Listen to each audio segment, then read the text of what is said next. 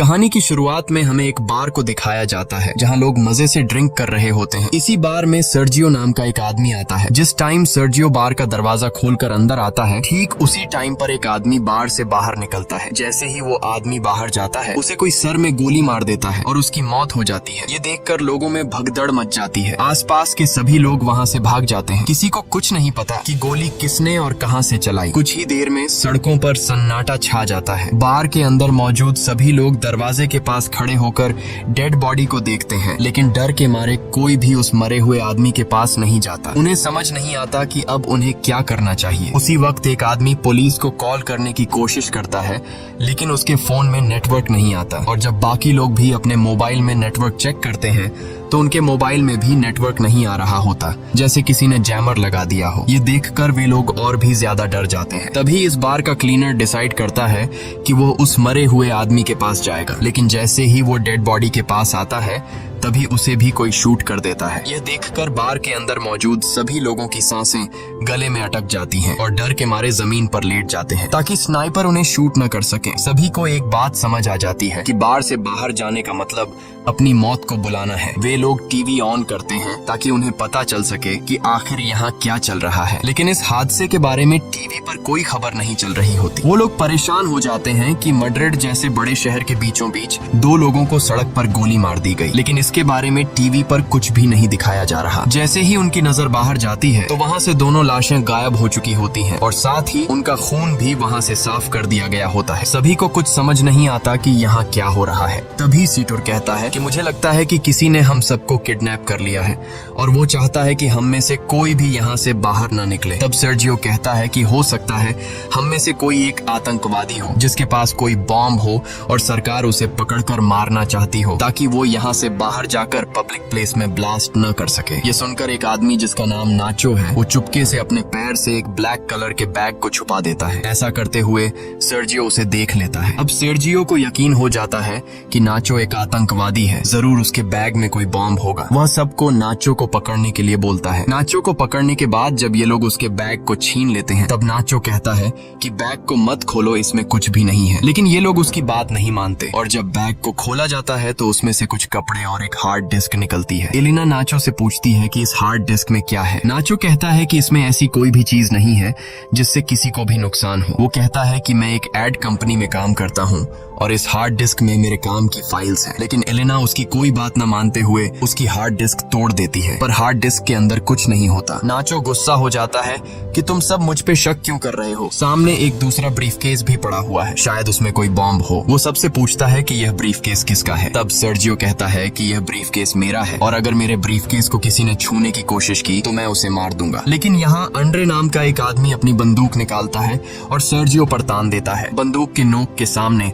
Sergio अब कुछ भी नहीं कर सकता था, इसलिए बार की मालकिन अम्पारो ब्रीफकेस को उठा लेती है। लेकिन अम्पारो ब्रीफकेस खोलने से डर रही थी। तभी एक भिखारी जिसका नाम इजराइल है, वह ब्रीफकेस को खोल देता है और ब्रीफकेस के अंदर से सारा लेडीज का सामान बाहर निकलता है। सर्जियो कहता है कि मुझे यह सब बेचना पड़ता है और लोगों को मेरे इस काम के बारे में बताने में मुझे शर्म आती है। इससे पहले कि कोई कुछ समझ पाता, उसी वक्त उन्हें बाथरूम से एक अजीब सी आवाज आती है। जब ये लोग वॉशरूम का दरवाजा खोलने की कोशिश करते हैं तो दरवाजा अंदर से लॉक होता है। ये लोग किसी तरह दरवाजा खोलकर बाथरूम में जाते हैं और देखते हैं कि वहाँ पर एक मोटा आदमी पड़ा हुआ है जो कि बेहोश है। दरअसल कहानी की शुरुआत में ये आदमी खांसते खांसते इस वॉशरूम में आया था और तब से वो यहीं पर बेहोश पड़ा है। इस आदमी के पास एक इंजेक्शन भी पड़ा होता है। ये लोग इससे एक नशेड़ी समझकर वहीं पर छोड़ देते हैं। तभी इन लोगों को बाहर से गाड़ियों की आवाज आती है। जैसे ही ये लोग बाहर के गेट के पास जाते हैं तो ये देखते हैं कि बाहर बहुत सारे आर्मी ऑफिसर्स आए हैं जिनके चेहरों पर मास्क लगा हुआ है। आर्मी सोल्जर्स को देखकर ये लोग बहुत खुश हो जाते हैं और मदद के लिए पुकारने लगते हैं। ये सोल्जर्स वहाँ पर बहुत सारे टायर्स का ढेर बनाते हैं और उन टायर्स को जलाकर वहाँ से चले जाते हैं। हालांकि सभी को लग रहा था कि ये हमारी मदद करने आए हैं, लेकिन वो इनकी मदद नहीं करते और वहाँ से चले जाते हैं। कुछ देर बाद टीवी पर न्यूज दिखाई जाती है कि सिटी के एक बहुत बड़े हिस्से में आग लग गई है, इसीलिए उस जगह को सील कर दिया गया है और उस जगह पर अब कोई भी नहीं जा सकता। बार में फंसे लोगों को कुछ समझ नहीं आता कि सरकार झूठ क्यों बोल रही है। ये आग सरकार ने खुद लगाई है, उन्होंने हमें देख भी लिया फिर भी हमें नहीं ले जा रहे। तभी वो आदमी जो बाथरूम के अंदर बेहोश था, वो अचानक सबके सामने सामने आ जाता है। उसकी पूरी बॉडी बुरी तरह से फूल गई होती है, साथ ही उसकी आंखें भी सफेद लाइट की तरह चमक रही होती हैं। वो आदमी कहता है कि मेरे पास मत आना और मुझे छूने की कोशिश बिल्कुल भी मत करना। ये कहकर वो आदमी गिरकर मर जाता है और उसके हाथ से मोबाइल भी छूटकर गिर जाता है। तभी इजराइल मुस्कुराते हुए इस मरे हुए आदमी की आंखों पर कॉइन्स रख देता है और कहता है कि हम सब मरने वाले हैं। दूसरी तरफ ये लोग उस मरे हुए आदमी का मोबाइल फोन उठा लेते हैं और देखते हैं कि ये आदमी तो एक आर्मी ऑफिसर था। इस आर्मी ऑफिसर के फोन में कुछ फोटोज होती हैं जिनमें लोगों ने वायरस से बचने वाले सूट पहने होते हैं। ये देखकर नाचो समझ जाता है कि ये जो आदमी मरा है ये इन्फेक्टेड था और इन्फेक्शन से इसकी जान चली गई है और हो सकता है कि शायद अब यहाँ और भी लोग इन्फेक्टेड हो गए हों और सरकार हमें इसलिए यहाँ से बाहर जाने नहीं दे रही ताकि हमारी वजह से बाहर की दुनिया में इन्फेक्शन न फैल सके। इसलिए गवर्नमेंट ने इस जगह को सील कर दिया है और सरकार हमें किसी भी कीमत पर यहाँ से बाहर जाने नहीं देगी। उनकी नजर अभी भी हम पर है और अगर कोई भी यहाँ से बाहर जाएगा तो वो लोग उसे मार गिराएंगे, इसलिए हमें अंदर से ही मदद बुलानी पड़ेगी। तब नाचो इस आदमी के मोबाइल फोन से सिग्नल लाने की कोशिश करता है और वो एक टेबल पर चढ़कर सिग्नल लाने के लिए फोन को ऊपर करता है तो उसके मोबाइल में नेटवर्क आ जाता है। वो ये बात सबको बताता है कि मोबाइल में नेटवर्क आ चुका है। नाचो अपने एक दोस्त को कॉल करता है। नाचो का दोस्त नाचो से कहता है कि तुम जल्दी से किसी भी मीडिया वाले को कॉल करके उसे सब कुछ बता दो। लेकिन तभी सेटर भी फोन पर बात करने के लिए टेबल पर चढ़ जाता है और नाचो से मोबाइल छीनकर मदद के लिए चिल्लाने लगता है। लेकिन तभी टेबल पर ज्यादा लोड आने की वजह से टेबल टूट जाता है और उनका कनेक्शन कट जाता है। तब एंड्री दोबारा सिग्नल लाने के लिए नाचो से फोन मांगता है, लेकिन बार की मालकिन अम्पारो उसे रोक देती है और कहती है कि इस फोन को मत छूना क्योंकि ये फोन उस इन्फेक्टेड आदमी का है जो इन्फेक्शन की वजह से मर गया है। ये फोन भी इन्फेक्टेड है और अगर तुमने इस मोबाइल को छू लिया तो तुम भी इन्फेक्टेड हो जाओगे। सर्जियो और एंड्री को बार की मालकिन की ये बात बिल्कुल सही लगती है। अब इसका मतलब नाचो और जिस किसी ने भी इस मोबाइल को या इस आदमी को छू लिया है वो सब के सब इन्फेक्टेड हैं और ऐसा करने वाले इनमें से 5 लोग हैं। अब ये तीनों एक साइड पर खड़े हो जाते हैं और मोबाइल और उस डेड बॉडी को छूने वाले 5 लोग दूसरी साइड पर खड़े हो जाते हैं। तब एलेना कहती है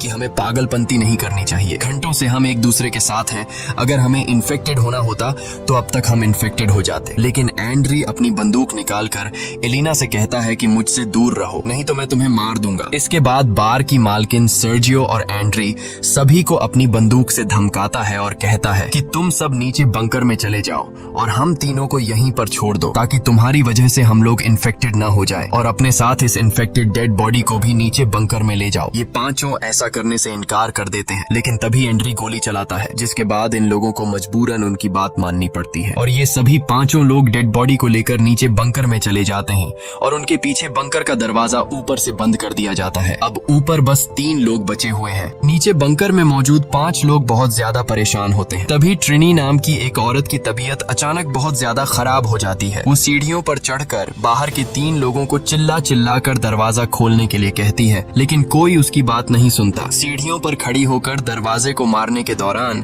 ट्रिनी का बैलेंस बिगड़ जाता है और वो नीचे गिर जाती है, लेकिन गिरते दौरान उसका पैर वहाँ पास रखे बॉटल्स के क्रेट्स पर लग जाता है जिससे वो बॉटल्स भी नीचे गिरकर टूट जाते हैं। बॉटल्स के अंदर मौजूद पानी एक साइड पर बहने लगता है जिससे इन 5 को अंदाजा हो जाता है कि जरूर यहाँ से नीचे बाहर जाने का कोई रास्ता है। जब ये लोग वहाँ पर पड़े गट्टों को हटाते हैं तो नीचे उन्हें एक ड्रेनेज नजर आता है। इसका मतलब ये लोग वहाँ से पानी के रास्ते से होते हुए वहाँ से बाहर निकल सकते हैं। अब ये लोग सोचते हैं कि यहाँ से बाहर जाएगा कौन। तभी इजराइल ड्रेनेज के जाली को हटा देता है और वो ड्रेनेज के अंदर से होकर यहाँ से बाहर निकलने का फैसला करता है, लेकिन इस ड्रेनेज का रास्ता बहुत तंग था, इसलिए इजराइल अपनी पूरी बॉडी पर ऑयल लगाता है और इस ड्रेनेज से नीचे जाने की कोशिश करता है, लेकिन ड्रेनेज का छेद बहुत ही छोटा था जिससे वो नीचे नहीं जा पा रहा था और इजराइल छेद में फंस जाता है। तभी अचानक इन लोगों को गोलियों के चलने की आवाज आती है और उन्हें ऊपर मौजूद 3 लोगों की चिल्लाने की आवाजें आती हैं। आवाजें सुनकर ये लोग बहुत ज्यादा घबरा जाते हैं। फिर उन्हें ऊपर बार में धुआं दिखाई देता है जिसे देखकर ये लोग समझ जाते हैं कि ऊपर जो 3 लोग थे उन्हें किसी ने मारकर पूरे बार को आग लगा दी है। तब ट्रिनी ऊपर लोगों की स्थिति देखने के लिए ऊपर जाकर बंकर के दरवाजे को खोलने की कोशिश करती है, लेकिन बंकर का दरवाजा बहुत ज्यादा गर्म होता है, इसलिए ट्रिनी के छूते ही उसके हाथ जल जाते हैं और वो चिल्ला पड़ती है, जिसके बाद ये लोग ट्रिनी के हाथों पर पट्टी कर देते हैं जिससे ट्रिनी आदमी को थोड़ा सुकून मिल जाता है। वहीं दूसरी तरफ इजराइल अभी भी बुरी तरह से ड्रेनेज में फंसा हुआ होता है। अब वो लोग सब एक साथ मिलकर इजराइल को ड्रेनेज से बाहर निकालते हैं। इसके बाद ये लोग नीचे बैठकर चुपचाप इंतजार करते हैं जब तक ऊपर का मामला शांत न हो जाए। कुछ घंटों बाद आग पूरी तरह से बुझ जाती है और वो लोग ऊपर बार में आने का फैसला करते हैं। ऊपर बार में आने के बाद वो देखते हैं कि बार पूरी तरह से जलकर राख हो चुका है। तभी ये लोग देखते हैं कि कुछ लोग बाहर से इस जगह को बुरी तरह से सील कर रहे हैं। यहाँ एलेना कहती है कि मैं मदद मांगने जा रही हूँ, लेकिन नाचो उसे ऐसा करने से मना कर देता है। वो कहता है कि अगर उन लोगों ने तुम्हें देखा तो वो तुम्हें मार देंगे, इसलिए हमारा फायदा इसमें है कि हम लोग यहाँ पर कुछ दिनों के लिए छिपे रहें और जब ये सारा मामला शांत हो जाए तब हम लोग एक एक करके चुपचाप यहाँ से निकल जाएंगे। नाचो की ये बात सबको सही लगती है। ये लोग बड़ी खामोशी से चुपचाप सब कुछ देखते रहते हैं, क्योंकि अगर किसी को भी पता लग गया कि अंदर अभी भी 5 लोग जिंदा हैं, तो इन सबको भी मार दिया जाएगा। तभी यहाँ मोबाइल बजना शुरू हो जाता है। लेकिन अच्छी बात ये थी कि बाहर जो लोग उस जगह को सील कर रहे थे वो लोग वहाँ से जा चुके थे और जिस मोबाइल पर मैसेजेस आ रहे थे वो उस इन्फेक्टेड आदमी का था जो एक आर्मी ऑफिसर था। एलेना उसका फोन उठा लेती है और उसकी व्हाट्सएप चैट्स पढ़ना शुरू कर देती है, जिसमें एक आदमी उस आर्मी ऑफिसर से पूछता है कि क्या वैक्सीन लेने से तुम्हारी तबीयत ठीक हो गई है। उस आदमी ने जवाब दिया, नहीं, मेरी तबीयत बहुत खराब है और मैं किसी बार के वॉशरूम में छिपा हुआ हूँ, तुम मेरे पास आने की कोशिश मत करना। अब एलेना उसकी पुरानी चैट्स पढ़ती है जिसमें उस मरे हुए आदमी ने लिखा होता है कि मेरे पास अभी 4 और इंजेक्शन बचे हैं। ये लोग समझ जाते हैं कि उसके पास जो इंजेक्शन है वही इस वायरस की वैक्सीन है। ये पढ़कर सब लोग खुश हो जाते हैं कि ये वैक्सीन काम कर सकती है, लेकिन फिर भी उनके मन में एक डाउट आता है कि अगर उस आदमी ने वैक्सीन ली थी तो उसकी मौत कैसे हो गई। तब ये लोग उस आदमी की ओर पुरानी चैट्स पढ़ने लगते हैं और उन्हें पता लगता है कि वो आदमी कई दिन पहले से बीमार था, इसलिए वैक्सीन इंजेक्शन ने उस पर असर नहीं दिखाया और वो मारा गया। इसके बाद अचानक उस फोन पर किसी का कॉल आता है, पर उससे पहले कि नाचो उसे उठा पाता, मोबाइल की बैटरी डेड हो जाती है। अब ये लोग किसी न किसी तरह से मोबाइल को चार्ज करने की कोशिश करते हैं।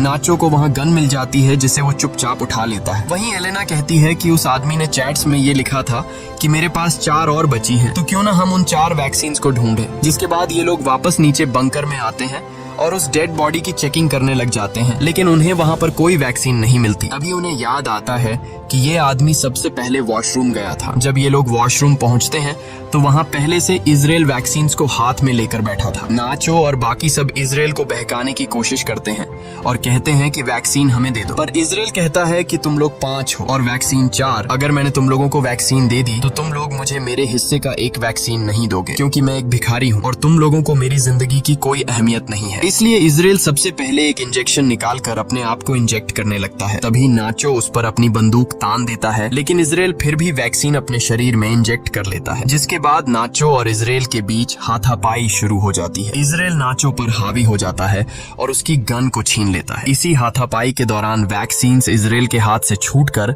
नीचे बंकर में गिर जाती है। ट्रिनी जल्दी से बंकर में जाकर वैक्सीन को उठा लेती है। वैक्सीन को हाथों में लेकर वो बहुत खुश होती है, लेकिन उसके हाथ पर पटिया होने की वजह से वह वैक्सीन को सही से पकड़ नहीं पाती और तभी उसके हाथ से वैक्सीन छूट जाती है और नीचे नाले में गिर जाती है। अब ये लोग दोबारा परेशान हो जाते हैं और सोचते हैं कि हम में से किसी न किसी को तो नीचे जाना पड़ेगा। इन सब में से एलेना सबसे पतली होती है, इसलिए ये लोग उससे पूछते हैं कि क्या तुम अंदर जाकर उन वैक्सीन को ला सकती हो। पहले तो एलेना मना कर देती है, लेकिन फिर बाद में वह मान जाती है, जिसके बाद एलेना की बॉडी पर ऑयल लगाया जाता है और उसे उस छोटे से छेद के अंदर जबरदस्ती धकेलने लगते हैं। बड़ी ही मशक्कत के बाद वो नीचे नाले में गिर जाती है। काफी देर तक नाले के पानी में ढूंढने के बाद आखिरकार एलेना को वैक्सीन मिल जाती है और वह पानी से बाहर आ जाती है। तभी नाचो एलेना की तरफ नीचे एक तार फेंकता है और नाचो उससे कहता है कि तुम वैक्सीन को इस तार से बांध लो और फिर मैं इन वैक्सीन को ऊपर ले आऊंगा। लेकिन एलेना साफ साफ मना कर देती है,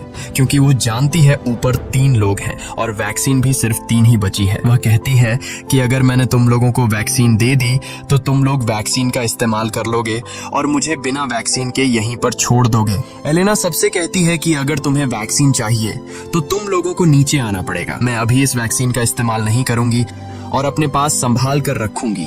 जब तुम सब नीचे आ जाओगे तब हम बैठकर फैसला करेंगे। अब ऊपर मौजूद लोगों के पास और कोई दूसरा रास्ता तो था नहीं, इसलिए ये लोग उस छेद का रास्ता बड़ा करने के लिए उसे तोड़ने लग जाते हैं। जब ये लोग छेद को तोड़ने में लगे होते हैं तब एलेना बाहर का रास्ता ढूंढना शुरू कर देती है। थोड़ी दूर जाने के बाद उसे एक जगह पर रोशनी दिखाई देती है। सबसे पहले वह इंजेक्शंस को वहां पर बने एक गड्ढे में छुपा देती है। उसके बाद वह सीढ़ियों से ऊपर जाकर देखती है कि बाहर बहुत सारी पुलिस फोर्स है जिन्होंने पूरे एरिया को कवर कर रखा है और वो लोग बार में मरे उनके 3 साथियों को जला रहे हैं। तब हम देखते हैं कि बाकी के 4 लोग जो ऊपर बंकर में थे उन्होंने छेद का रास्ता बड़ा कर दिया है और वे भी अब किसी न किसी तरह से नीचे आ जाते हैं। नीचे आते ही इजराइल और नाचो के बीच एक बार फिर फाइट शुरू हो जाती है। नाचो इस बार इजराइल से गन छीनना चाहता था और इस बार नाचो उससे बंदूक छीन लेता है। तभी पानी के अंदर से गोली चलने की आवाज आती है और नाचो ऊपर आ जाता है। जब ये लोग देखते हैं कि नाचो तो ऊपर आ गया है पर इजराइल अभी तक बाहर नहीं आया तो वो समझ जाते हैं कि इजराइल मर चुका है और ये लोग आपस में एक दूसरे को कहने लगते हैं कि नाचो ने इजराइल को मार डाला। लेकिन नाचो कहता है कि उसने इजराइल को नहीं मारा बल्कि इजराइल कहीं पर तैर कर चला गया। पर ये लोग नाचो की बात पर यकीन नहीं करते क्योंकि उन्हें समझ आ जाता है कि नाचो हमसे अपना गुनाह छुपा रहा है। ये लोग नाचो को गन फेंकने के लिए कहते हैं पर नाचो मना कर देता है। अब नाचो पहले तो बहुत ही प्यार से एलेना से पूछता है कि वैक्सीन कहाँ है, लेकिन जब एलेना नहीं बताती तो नाचो सीतुर को गन पॉइंट पर ले लेता है और एलेना को वैक्सीन देने के लिए कहता है। अब यहाँ नाचो कहता है कि हमारे पास 3 वैक्सीन है और अगर मैं सितुर को मार दूं तो हम आसानी से एक दूसरे के साथ वैक्सीन बांट लेंगे। लेकिन एलेना ऐसा करने से मना कर देती है। वो कहती है कि सितुर को मत मारना, मैं तुम्हें वैक्सीन देने के लिए तैयार हूँ। इसके बाद एलेना इनको बाहर की तरफ ले जाती है जहाँ उसने वैक्सीन छिपा रखी थी। धीरे धीरे ये लोग आगे बढ़ते रहते हैं। नाचो और एलेना आगे चलते हैं जबकि सितुर और ट्रिनी उनके पीछे चलते हैं। तभी सितुर पानी में गिर जाता है और ट्रिनी जैसे तैसे करके अपनी जान पर खेल कर सितुर को बचा लेती है। ट्रिनी यहाँ सबसे कहती है कि हम चारों में से एक न एक को तो वैसे भी मरना है। मैं तुम लोगों में से उम्र में सबसे बड़ी हूँ और मैं अपनी जिंदगी जी चुकी हूँ, इसलिए वो नाचो से कहती है कि तुम मुझे गोली मार दो ताकि तुम सब आसानी से एक दूसरे के साथ वैक्सीन बांट सको और तुम्हारी जान बच जाए। काफी देर तक सोचने के बाद नाचो ट्रिनी पर बंदूक तान देता है लेकिन वो गोली नहीं चला पाता, जिसके बाद ट्रिनी नाचो से गन लेकर यहाँ से थोड़ी दूर जाकर अपने आप को गोली मार लेती है। अब सिर्फ 3 लोग बचे थे और उनके पास इंजेक्शन भी 3 ही थे, इसलिए सब एक एक इंजेक्शन ले लेते हैं। इसी बीच उन लोगों को उस जगह से आवाजें आने लगती हैं जहां पर ट्रिनी ने खुद को मार डाला था। ये लोग जब उस जगह पर जाते हैं तो देखते हैं कि ट्रिनी की आंखों पर किसी ने कॉइन्स रखे हैं और ये देखकर ये लोग समझ जाते हैं कि ये काम किसी और का नहीं बल्कि इजराइल का है क्योंकि इजराइल ऐसा करता है। और तभी पीछे से इजराइल सितुर पर हमला करके उसे जान से मार देता है। इजराइल बहुत ज्यादा गुस्से में था और वह नाचो और एलेना की जान के पीछे पड़ जाता है। तभी नाचो और एलेना को सामने सीढ़ियां दिखाई देती हैं। ये दोनों तेजी से सीढ़ियों की तरफ भागते हैं और इजराइल से खुद को बचाने के लिए